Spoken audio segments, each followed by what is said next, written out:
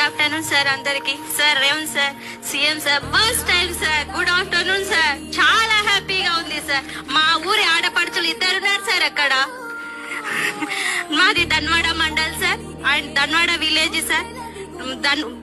ధన్వాడ గ్రామ సంఘం ఫస్ట్ గ్రామ సంఘానికి అధ్యక్షురాలుగా పనిచేస్తున్నాను సార్.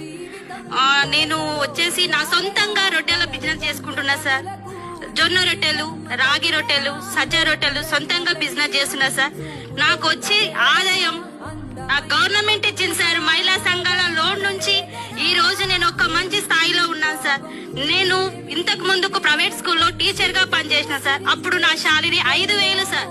నాకు అప్పుడు నా పిల్లలను పోషించుకోవడానికి లేదు సార్. నా హస్బెండ్ 2011లో చనిపోయింది సార్. అప్పుడు నా పిల్లలు 1 year అండ్ 1.5 years ఉన్నారు సార్ పిల్లలు. అప్పుడు వాళ్ళని ఎలా పోషించుకోవాలి అనేసి ప్రైవేట్ స్కూల్లో టీచర్ గా పనిచేసిన.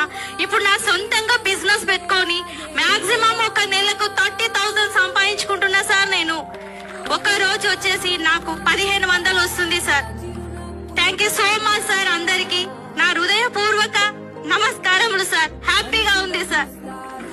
Sir Rajeshwari is a young widow sir. Within 1 year she lost her husband. కానీ ఇలా సొంత కాళ్ళ మీద నిలబడుతుందంటే అందుకే ఈ సక్సెస్ స్టోరీని మీ ముందు సమర్పించాము. మాకు 20,000 కోట్ల రూపాయలు బ్యాంక్